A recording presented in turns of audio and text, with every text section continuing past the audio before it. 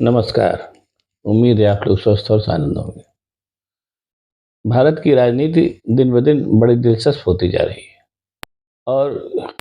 दिलचस्प इसलिए भी होती जा रही है कि जिन चीज़ों को सामने ना आने देने के लिए अपने नरेंद्र भाई ने चाहे संघ के से इशारे पर चाहे खुद ही समझ करके आम जनता का ध्यान जिन चीज़ों से भटकाने के लिए साया झूठ बोलने की और क्या नाम है गलत बयानी करने की और बड़ी-बड़ी बातें करने की रणनीति अपनाई, उस रणनीति को समझ करके राहुल गांधी अब उसको मुद्दों के आधार पर एक-एक करके काट रहे हैं। अच्छी बात है, होना भी चाहिए। अब साथ ही साथ एक चीज़ और भी है कि चूँकि आजकल एक ऐसा चलन सा हो गया है कि राजनीति की एक राजनीति को ये माना जाने लगा है कि जैसे पहले कहा जाता था कि राजनीति जो है वो अब भले लोगों के रहने की जगह नहीं रह गई, ऐसा नहीं है। राजनीति का प्रभाव हमेशा से लोगों पर पड़ता है और आगे भी पड़ेगा और चाहे न चाहे चीज़ें जो है राजनीति से ही सुलझती हैं क्योंकि राजनीति से ही शासन सत्ता आती है और शासन सत्ता ही चीज़ों की और भारत भारत के जनमानस के भाग्य को बदलती है। बहरहाल फिलहाल अब बात को शुरू करते हैं अपने राहुल गांधी के भाषण से जो उन्होंने शुरू किया। आजकल वो मध्य प्रदेश के दौरे पर हैं, उन्होंने आजकल वहाँ पर भाषण दे रहे हैं। उस भाषण में उन्होंने जैसा कि एक होता भी है कि जो वहाँ की सरकारें हैं मतलब मध्य प्रदेश की जो वहाँ की सरकार है उस पर उन्होंने बहुत कस के निशाना साधा, बताया कि किस तरीके से वो घोटालों की सरकार है और वो उसके सारे घोटाले उन्होंने गिना डाले और ये भी बताया कि वो किसानों की विरोधी सरकार है। इस किसानों की विरोधी सरकार का जिक्र करते हुए एज यूजुअल वो मामले को मोदी सरकार तक खींच ले गए जिसने कृषि नए कृषि कानून की बिल लाई थी जिसके चलते 700 किसान बेचारे मर गए। तो वहाँ से कुछ चीज़ों को उसका ज़िक्र करते-करते अडानी अंबानी पर भी आए, जो एक तरीके से जैसा कहा जाता है और जो फैक्ट भी है कि एक तरीके से जिनका बहुत ज़्यादा प्रभाव मोदी सरकार के ऊपर है, ये सब चीज़ें उन्होंने गिनाई और इसको गिनाते-गिनाते वो बात को वहाँ तक ले गए कि महिला आरक्षण बिल तक जैसा कि अभी अभी मोदी जी ने उसको किया है। अब तो खैर राष्ट्रपति का उसका दस्तखत भी हो गया तो कानून बन गया। उस बिल की भी विसंगतियाँ उन्होंने गिनाई और ये कहा कि सबसे बड़ी विसंगति तो यही है कि ये बिल पास भले आज हुआ लेकिन लागू होगा 10 साल बाद। और उस सिलसिले में उन्होंने इस सवाल को उठाया कि हमको महिला आरक्षण बिल में अति पिछड़ों के लिए हमारे पास कोई और पिछड़ों की जनगणना हमारे पास कोई ऐसा डाटा नहीं जिसके आधार पर हम उनको करें और अति पिछड़ों और पिछड़ों के लिए महिला आरक्षण बिल में कोई रिजर्वेशन का कोटा नहीं रखा गया है। ये इस मुद्दे का ज़िक्र करके उन्होंने पूरी समग्र राजनीति में पिछड़े और अति पिछड़ा वर्ग की राजनीति को रेखांकित किया और कहीं न कहीं ये बात उन्होंने बता दी कि ये राजनीति जो है अब भविष्य के चुनावों में नरेंद्र मोदी की राजनीति की काट हो सकती है। ऐसा अभी फिलहाल जहाँ तक मैं कह सकता हूँ। कि कोई ज़रूरी नहीं कि राहुल गांधी का ये कार्ड जो है मोदी जी के जो मुद्दे हैं उनको काट देगा, ऐसा नहीं है। लेकिन अगर एक ठंडे दिमाग से देखें तो राहुल गांधी जब इस मुद्दे को उठाते हैं अति पिछड़ा और पिछड़े के आरक्षण के महत्व तो साथ ही साथ उनका जिक्र भी करते हैं जो भारतीय जनता पार्टी की सरकार में जो एक तरीके से फ्लॉप सरकारें रहीं, चाहे मध्य प्रदेश की हो, चाहे एक हद तक मोदी जी की भी सरकार रही, जो जन विरोधी जो नीतियाँ मोदी जी की और अब फिलहाल जैसे वो मध्य प्रदेश में भाषण दिया, तो शिवराज सिंह चौहान की रहीं, उनका भी ज़िक्र करने के साथ ही साथ उन्होंने ये पिछड़ा वाला मुद्दा भी उठाया। अब बात को यहीं पर थोड़ा-सा रोक देते हैं और थोड़ा-सा हम आपको अब बताएँगे कि इतिहास देखिए कितना दिलचस्प विषय होता है। आमतौर पर लोग उसकी उपेक्षा करते हैं, लेकिन ऐसा है नहीं। आप चाहें ना चाहें इतिहास अपना काम करता है, जो जनता की चीज़ों के दिमाग में चीज़ें रहती हैं, वो सामने आती हैं।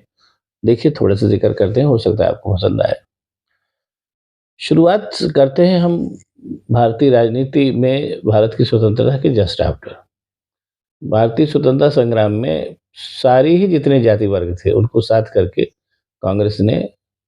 शासन सत्ता अपने हाथ में ली और उन करीब 20 साल तक बहुत ही सफलतापूर्वक शासन उन्होंने चलाया। वो शासन जो था एक तरीके से पूरी तरीके से कांग्रेस का वो दौर था जब सब चीज़ें पूरी तरीके से कांग्रेस के हाथ में थी और एक मोटी ये कहने में मुझे संकोच नहीं कि सारे जितने भी जाति वर्ग थे सबके भले की स्कीमें उस ज़माने में चलती थी और उसी का नतीजा ये हुआ कि 20 साल में मैंने 1947 से 1967 तक आते-आते दलितों और पिछड़ों में एक ऐसा वर्ग तैयार हो गया जिसकी राजनीतिक आकांक्षाएं हिलोरे लेने लगी। वो आकांक्षाएँ सबसे पहले प्रकट हुई 1967 के चुनाव। 1967 के चुनाव में आप में से न नई जनरेशन को तो बिल्कुल ही नहीं याद होगा, हमारी उम्र के लोगों को याद होगा। 1967 के चुनाव में 9 राज्यों में कांग्रेस चुनाव हार गई और वो उन सरकारों का वो जो चुनावों में जो दलितों और पिछड़ों का एक अच्छा खासा तबका था, वो कांग्रेस के खिलाफ चला गया। लेकिन ऐसा भी नहीं हुआ कि एकदम चीज़ें गड़बड़ा गई, ऐसा भी नहीं हुआ। लेकिन हाँ, पहला वो संकेत आ गया कि जो कांग्रेस के ही शासन से जो दलित और पिछड़े तैयार हुए थे, सब मतलब उनका जो संपन्न तबका तैयार हुआ था, वो कांग्रेस के खिलाफ खड़ा होने लगा। क्योंकि उसकी जो अपनी और भी ज़्यादा राजनीतिक महत्वाकांक्षाएँ थे, वो कांग्रेस के छतरे तले पूरी होने में नहीं लग रही थी, ऐसा उसको लगा होगा। बहरहाल उस समय इंदिरा गांधी का था और इंदिरा गांधी बहुत ही चतुर राजनेता थीं और साथ ही साथ बहुत ही कांग्रेस के विस्तार में यकीन करने वाली राजनेता थी। उन्होंने मतलब चीज़ों को कट शॉर्ट करने के लिए बहुत ज़्यादा विस्तार में जाने का समय नहीं है, इसीलिए कई चीज़ों को मैं कट शॉर्ट भी करता जा रहा हूँ। कुल मिलाकर के उन्होंने जो दलित और पिछड़ी राजनीति का जो पहला उभार था 1967 में, उसको उन्होंने कुचल दिया और कांग्रेस पूर्ववत शासन करती रही। इंदिरा गांधी का शासन चला सन 77 तक, फिर इमरजेंसी इमरजेंसी लगी, फिर इंदिरा गांधी आई। उस इमरजेंसी के बाद जो जनता पार्टी का दौर आया, उस दौर में वो जो जनता पार्टी का दौर आया, उस दौर में ये मैं बात बता रहा हूँ आपको 1977 की, यानी सन 67 में जो दलित और पिछड़ी राजनीति का उभार हुआ, उसको इंदिरा गांधी ने जब कुचल दिया, तो वो उभार जो था, वो फिर से 1977 में फिर सामने आया। जो जनता पार्टी की सरकार बनी 1977 में, वो सरकार में भी दलितों और पिछड़ों की बड़ी भरमार थी और मैं याद दिला रहा हूँ आपको कि पहली बार उत्तर प्रदेश में कोई पिछड़े वर्ग का व्यक्ति मुख्यमंत्री बना राम नरेश यादव, जिसको लेकर के काफ़ी कुछ चर्चाएँ उस समय होती थी। राम नरेश यादव की खिल्ली उड़ाई जाती थी, जिसमें जातिगत जो एक जातिगत पूर्वाग्रह था, वो सामने आता था। बहरहाल, राजनीति की अपनी चाल होती है। लेकिन फिर इंदिरा गांधी दोबारा आई और इस बीच एक काम हुआ। जब जनता पार्टी की सरकार बैठी, क्या नाम है, 1977 से 80 के दौर में केंद्र में, तो उस समय मंडल कमीशन, उन्होंने एक मंडल कमीशन बैठा दिया जो भारतीय राजनीति में पिछड़ों और क्या नाम है के वर्चस्व को कहाँ तक पूरा किया जा सकता था, इसकी रिपोर्ट उसको प्रस्तुत करनी थी। क्योंकि दलितों को तो अच्छा खासा आरक्षण मिल ही चुका था पहले से ही, तो संविधान में पहले दिन से, लेकिन पिछड़ों को लेकर के अभी उतना वो नहीं था। बहरहाल वो रिपोर्ट बनी और वो रिपोर्ट जो थी, वो तब तक इंदिरा गांधी दोबारा आ गई। वो रिपोर्ट जब इंदिरा गांधी के सामने रखी गई, तो उस रिपोर्ट के जो संभावित परिणाम हो सकते थे, जो बाद में विश्वनाथ प्रताप सिंह के सामने लाए, उन परिणामों को इंदिरा गांधी जैसी दबंग और क्या नाम है ज़बरदस्त राजनीतिक भाग में उन्होंने मंडल रिपोर्ट कमीशन की रिपोर्ट को दाखिल दफ्तर कर दिया। ये रिपोर्ट सामने नहीं आएगी। बहरहाल समय अपनी गति से चलता रहा और 1989 जब विश्वनाथ प्रताप सिंह कांग्रेस से विरोध करके उन्होंने अपनी सत्ता लाने की सोची। इस बीच में एक काम और हुआ, जिसका मैं ज़िक्र करना चाहूँगा, हालाँकि इसका ज़िक्र बहुत कम मिलता है, लेकिन चूँकि मैंने इसको किसी बहुत अच्छी पत्रिका में शायद दिनमान में पढ़ा था, इसलिए उसका ज़िक्र कर रहा हूँ कि अब नारायण दत्त तिवारी जो थे, जो कांग्रेस के खाँटी राजनीति के थे और ज़मीन से जुड़े हुए नेता थे, उन्होंने एक कांग्रेस पार्टी के अंदर एक रिपोर्ट भेजी कि अब हमको जो है वो कांग्रेस पार्टी का जो शासन है, जो मतलब जो कांग्रेस पार्टी का एक तरीके से कैडर है, या कह लीजिए कांग्रेस पार्टी का जो ऊपरी तबका है, उसमें हमको पिछड़ों और दलितों को तरजीह देनी चाहिए, क्योंकि चीज़ें पलट रही हैं। ऐसा नारायण दत्त तिवारी ने राजीव गांधी को रिपोर्ट दी, जो उसमें प्राइम मिनिस्टर थे। राजीव गांधी प्राइम मिनिस्टर तो बन गए थे इंदिरा गांधी के वो पुत्र होने की वजह से, लेकिन वो कहीं से भी खाँटी राजनीतिक नहीं थे, भले आदमी थे और उनको ये बात समझ में नहीं आई कि भारतीय राजनीति किस तरीके से जातीय मतलब जिसमें जाति एक भारतीय राजनीति में सच्चाई है, उन्होंने उस रिपोर्ट को दरगुजर कर दिया। और वो नारायण दत्त तिवारी की जो मतलब रिपोर्ट थी, वो ठंडे बस्ते में चली गई। ये सब हुआ और उसके बाद ही ये बात ये मान के चलिए कि 1987 के आसपास की रही होगी और 1989 में विश्वनाथ प्रताप सिंह जो थे, वो कांग्रेस से विद्रोह करके आए और उन्होंने अपनी अपनी पार्टी बनाने की सोची। उस समय चूँकि उनके पास कोई आधार नहीं था, उन्होंने सारी पार्टियों को अपने अंदर कहा कि भाई जो भी मेरी मदद करना चाहे आए। तो सारी की सारी जो समाजवादी पार्टी थी और जो भारतीय जनता पार्टी थी, वो सारे के सारे लोग उनके पास आ गए और विश्वनाथ प्रताप सिंह प्रधानमंत्री बन गए। असली खेल जिस खेल की शुरुआत अब अभी तक चल रही है और जिस खेल को मैं अब आगे बताऊँगा कि कैसे राहुल गांधी ने फिर से समझ लिया है, क्योंकि वो पर्याप्त अपने राजनीतिक जुझारूपन के चलते पर्याप्त अनुभवी हो चुके हैं, अपने कम से कम अपने पिता की तुलना में तो कहीं ज़्यादा अनुभवी हैं और वैसे भी वो और तमाम नेताओं की तुलना में अब अनुभवी हो गए हैं। बहरहाल, तो बात मैं कह रहा था कि वो जो जब विश्वनाथ प्रताप सिंह प्रधानमंत्री बन गए, तो उसके बाद वो बाबरी मस्जिद और राम मंदिर का मुद्दा एक तरीके से फिर उठा और उस मुद्दे को ख़त्म करने के लिए फिर इस बीच में उन्होंने मंडल कमीशन की जो रिपोर्ट थी उसको लागू कर दिया। ये समझ लीजिए कि उन्होंने मतलब समझ लीजिए कि भेड़ के छत्ते में हाथ डाल दिया। मंडल कमीशन की रिपोर्ट लागू होते ही जिसमें कि क्या नाम है 26% आरक्षण की बात थी, यानी दलितों का 22% और इनका 26% इसके आरक्षण की बात थी। उसके बाद तो जो हुआ वो हाल ही के इतिहास है, बहुत हंगामा मचा और उस मंडल की आग को दबाने के लिए ही अपने लाल कृष्ण आडवाणी रथ यात्रा लेकर के निकले, जिस रथ यात्रा को एक तरीके से देखा जाए तो पिछड़ों के मसीहा लालू यादव ने मसान जोड़ में रोक दिया। बहरहाल फिर सिलसिला चल निकला और उसके बाद राजनीति जो थी वो अपनी एक तरीके से तभी से राजनीति जो थी वो मंडल वर्सेस कमंडल की हो गई जो अभी तक चल रही है। इस राजनीति को के जोड़ में एक काम और हुआ, जो मतलब जो हुआ वो आपको बता रहा हूँ, हालाँकि आप लोग सब जिसको जानते हैं क्योंकि तो हाल की राजनीति तो आप लोग भी जानते हैं। उस मंडल कमंडल की राजनीति में चीज़ों को और थोड़ा-सा साधने के चक्कर में अपने मुलायम सिंह यादव ने मायावती के साथ गठबंधन किया और वो गठबंधन जो था उसने उस राम मंदिर आंदोलन के चरम दौर में राव क्या नाम है भारतीय जनता पार्टी को हराया और उत्तर प्रदेश में सरकार बनी जो मायावती और मुलायम सिंह की मिली-जुली सरकार थी, जिसको भारतीय जनता पार्टी ने उसके मतलब भविष्य में वो गठबंधन कितना खतरनाक हो सकता था इसको भाँप करके उस पूरे गठबंधन को भारतीय जनता पार्टी ने नहीं चलने दिया और मायावती की महत्वाकांक्षा ने और मायावती की जो एक तरीके से थोड़ी मतलब शॉर्ट टर्म राजनीति ने उसमें आग लगाई और वो खत्म हो गया। उसके बाद से भारतीय राजनीति जो थी उत्तर प्रदेश में 3 त्रिकोणीय हो गई। बसपा, सपा और भाजपा और कांग्रेस तो खैर हाशिए में चली गई। अब कुल मिलाकर के ये देखिए कि मंडल राजनीति के दौर में वही लोग सामने आए, चाहे इधर मुलायम सिंह थे, चाहे उधर लालू यादव थे, सारे लोग थे या उधर और भी दूसरे राज्यों में जो और भी लोग थे। जो एक तरीके से अगर ठंडे दिमाग से आप लोग सोचिए तो ये वही लोग थे, जो कांग्रेस की राजनीति के चलते जो तबका संपन्न हुआ और बलवान हुआ, उसी ने कांग्रेस को एक तरीके से उससे सत्ता छीन ली राज्यों में और कांग्रेस धीरे-धीरे सिकुड़ने लगी। कहीं न कहीं वो जो कांग्रेस सिकुड़ी वो इन्हीं इन्हीं अपने उन्हीं क्षेत्रों की वजह से सिकुड़ी, जो जातियाँ कांग्रेस की वजह से ही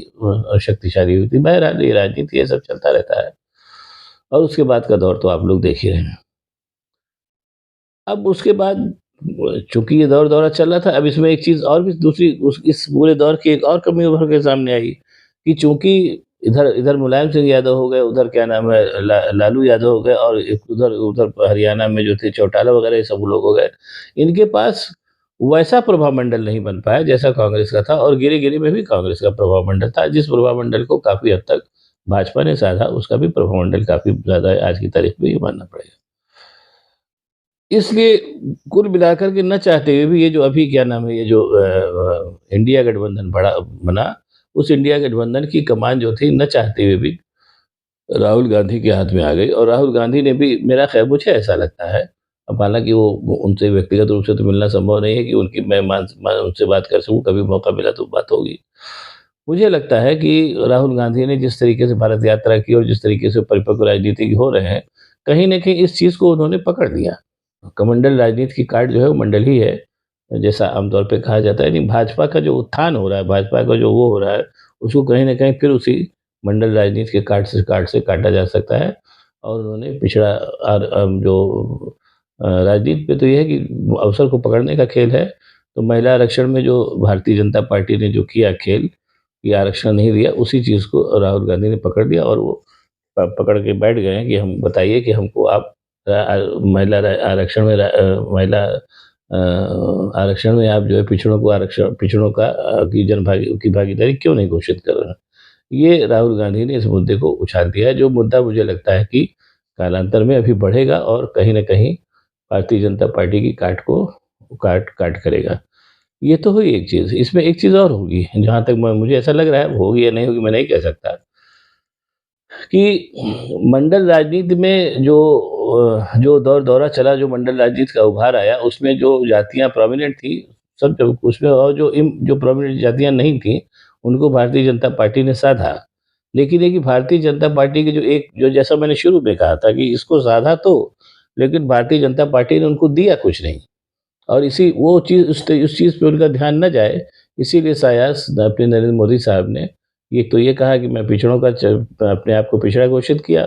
और कहीं न कहीं उन्होंने जो है वो झूठ और क्या नाम आडंबर फैला करके इस चीज़ की ओर ध्यान न जाए, पिछड़ी जातियों का, इसलिए उन्होंने तमाम झूठ और आडंबर का चोला पहनाया। उसी को काटने के लिए फिर राहुल गांधी ये आंकड़ा सामने लेकर के आए कि जो 90 प्रमुख सचिव हैं, और उनमें से कुल 3% जो है वो पिछड़ी जाति के हैं, जिनके हाथ में पूरे बजट का मुश्किल से 5% है। ये चीज़ लेकर के सामने आए वो। यानी अब पूरी तौर पर राहुल गांधी ने इस मामले को साफ-साफ ला दिया कि जो है वो जो भारतीय जनता पार्टी की जो काट है, यानी उन भारतीय वो जो कॉमन शब्दों में कहें तो कमंडल की काट मंडल है, ये चीज़ वो समझ गए और उन्होंने इस कार्ड को अब खेलना शुरू कर दिया है। ये कार्ड किस हद तक सफल होगा मैं नहीं कह सकता अभी, क्योंकि अभी तो शुरुआत है। लेकिन एक बात ये कह के मैं बात को ख़त्म करूँगा कि जिस चीज़ को नारायण दत्त तिवारी जैसे दूरदर्शी व्यक्तित्व के जिस आदमी की सुझाव को राजीव गांधी ने नहीं समझा, और अंततः वो बेचारे कालकवलित भी हुए, और उनकी वो कांग्रेस वहाँ से पीछे भी जाने लगी, और उनकी ही जिस कमजोरी को भांप करके विश्वनाथ प्रताप सिंह जैसे चतुर राजनेता ने मंडल कार्ड फेंक करके भारतीय जनता पार्टी को किनारे लगाने की कोशिश की, हालांकि वो कर नहीं पाए, वो एक अलग बात है। इस चीज़ को अब में राहुल गांधी समझ गए हैं भारत यात्रा के चलते, या भारत यात्रा से मिली जो उनको अनुभव है, और वैसे भी अनुभवी राजनीतिक हैं। भारतीय जनता पार्टी तो बिला वजह उनको ऐसे बताती रहती है कि पप्पू हैं, सब बेवकूफ़ी बातें। लेकिन कुल मिलाकर के मुझे लग रहा है कि अब राहुल गांधी ने भारतीय जनता पार्टी की काट के लिए एक बहुत ही मतलब अच्छा पत्ता जो है समझ लिया है।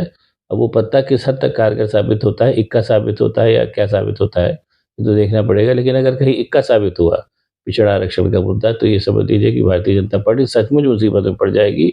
और साथ ही साथ जो उसका कुप्रशासन रहा है, जिस पे लगातार बार-बार राहुल गांधी जोर दे रहे हैं, वो केवल पिछड़े कार्ड की बात नहीं कर रहे हैं। वो उसके साथ ही साथ भारतीय जनता पार्टी ने जो तरह-तरह से कुशासन, बदमनी और क्या नाम है सांप्रदायिक जो विद्वेष की इसको सबकी बातें फैला रखी, इस पे भी लगातार वो हैमर कर रहे हैं, मतलब चोट पहुँचा रहे हैं। तो भारतीय जनता पार्टी का कुशासन और पिछड़ा कार्ड, ये दोनों मिला कर के अगर मोदी सरकार पर या मोदी जी की क्षमता पर भारी पड़े, तो हो सकता है ऐसा हो। देखिए बहरहाल 2, 3, 4, 6 महीने की बातें सामने आएगी। अब अगर आपको हमारा ये वीडियो पसंद आए तो इसको लाइक करिए, शेयर करिए। साथ ही साथ मेरे चैनल को सब्सक्राइब करिए, ताकि मैं और भी ऐसी बातें आपको बताता रह सकूँ। बहुत-बहुत धन्यवाद। नमस्कार।